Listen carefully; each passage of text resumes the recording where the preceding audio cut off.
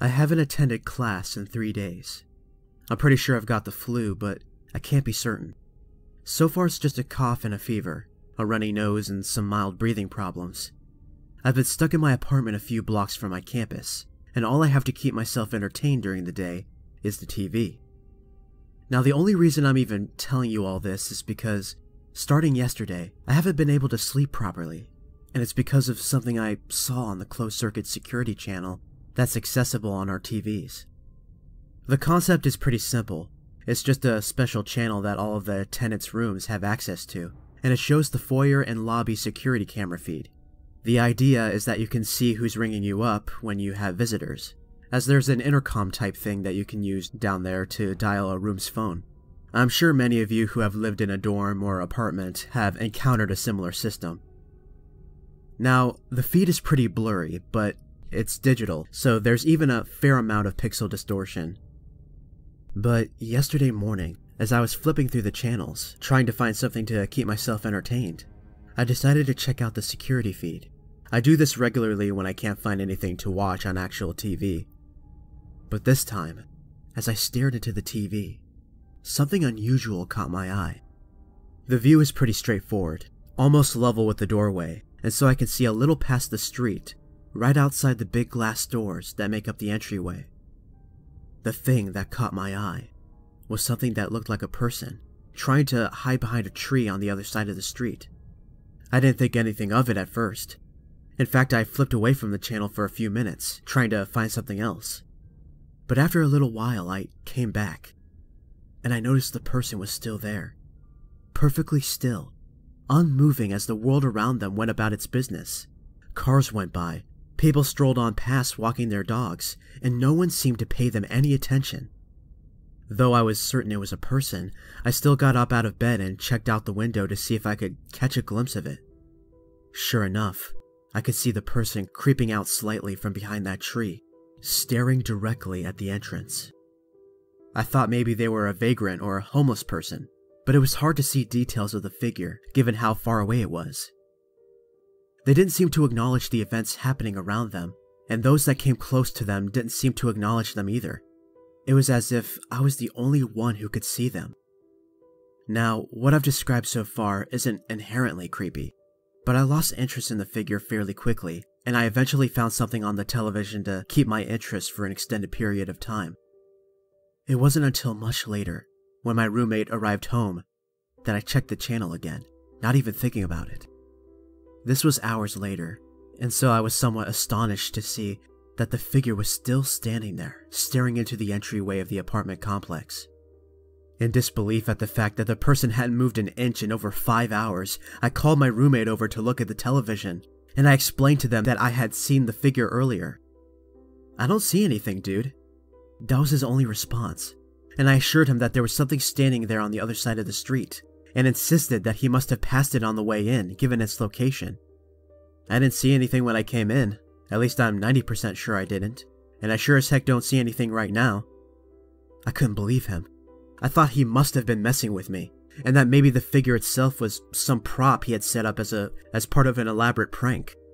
I pleaded with him to check outside the window, and when he swore again he didn't see anything at all, I forced him to go outside with me and check the spot. Against my better judgment, I went out sick in the cold, but with my roommate just beyond the entryway. Whatever or whoever the figure was, I didn't really want to get too close. I couldn't find it though. After I went outside, I could no longer see the figure, and my roommate laughed at me, telling me in a teasing manner that this flu must be getting to my head. Maybe he's right, I thought. Maybe there wasn't anything there after all. After all, there hadn't been enough time for someone to have removed it if it were a prop. We got out there pretty quickly. I thought to myself that it must have been some distortion that I became fixated on in my boredom. I had nearly reassured myself. Until I got back into my bed and flicked on the television. I had left the TV on the security feed when I went out, so it was what came up when I turned on the television. I noticed this time that the figure was missing, and I felt relieved for a moment, until after a minute or two of scanning the screen, I came upon what I'm sure was the same figure. Only this time, close enough to make out some detail, illuminated by the streetlight that it was now attempting to hide behind. I knew it was the same thing because of the silhouette from before. It had a fairly distinct outline, like that of a person, only somewhat jagged and seemingly malnourished, which is why I had thought before that it might be a homeless person. There were a lot of homeless people in the area, always trying to bum a couple of dollars off unsuspecting college students. I could tell now it was no vagrant, but instead something that I believed was entirely otherworldly in nature. It was pale, about the height of a man, but with a slim figure and very sharp-looking joints. Its body was black and looked bony, even in the low light and limited resolution, and it stared wildly into the entrance of the building with a pair of deep, sunken black eyes.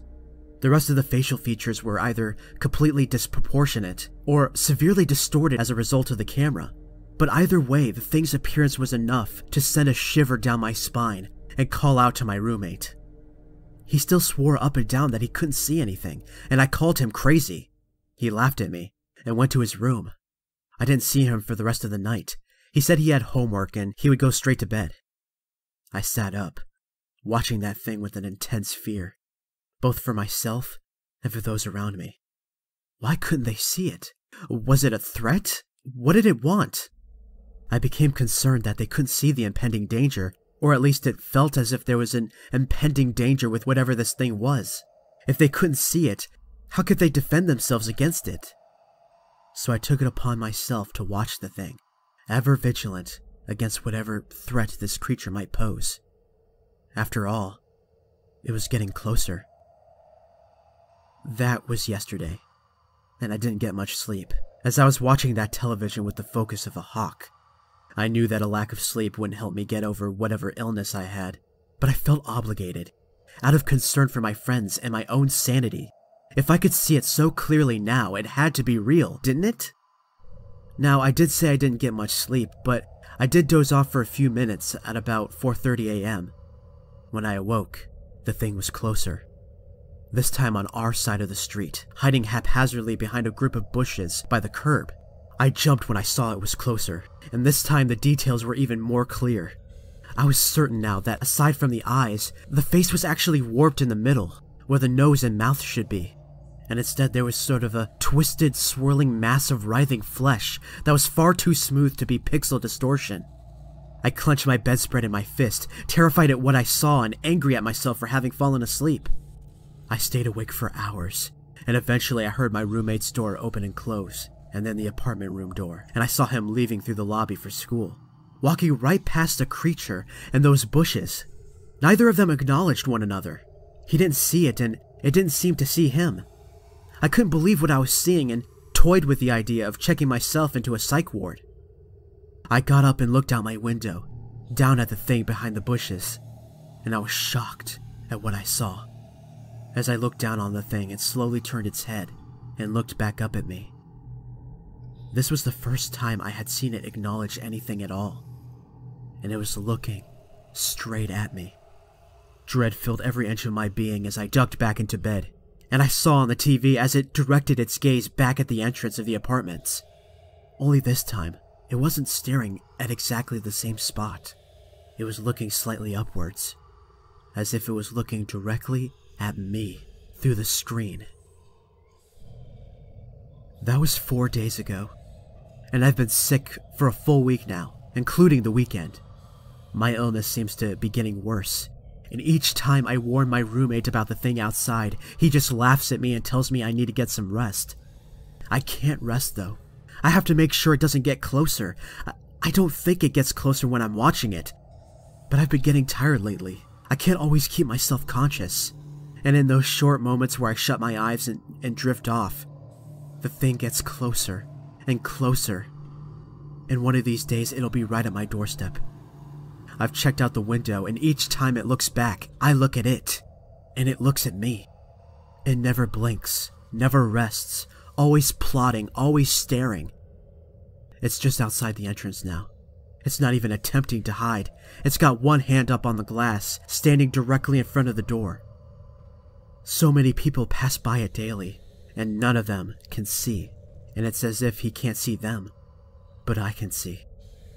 And the sight of it seems to allow it to see me as well, where before it seemingly had no interest of me. I began to think that it must be targeting me or something. I can't imagine what. I don't want to imagine. But each time I do drift off now, I close my eyes and all I see is that twisted, pale face with those gigantic, gaping black eyes. I hear a noise now. I can't stay awake. I don't feel well enough and I don't seem to be getting any better at all. My roommate says it's from a lack of sleep. But even if I wanted to sleep lately, I couldn't because of that noise. I don't know what it is. But as the thing gets closer, I swear I can hear it clearer. Like a whistle, but deeper. And less consistent in tone, jolting occasionally as if it were playing through an old transceiver. I can't stay awake anymore. It's been 11 days now since I first saw it, and I can't keep myself awake any longer. I've already made too many mistakes. Slept long enough for it to get just outside. I can't keep my eyes open. As I close them now, as I drift off to sleep, not even this intense fear, nor that horrid tone, can keep me awake. And as I begin to close them, I blink once, and the thing is still standing there. Only now it's on this side of the glass. It's inside. And I can't stare any longer.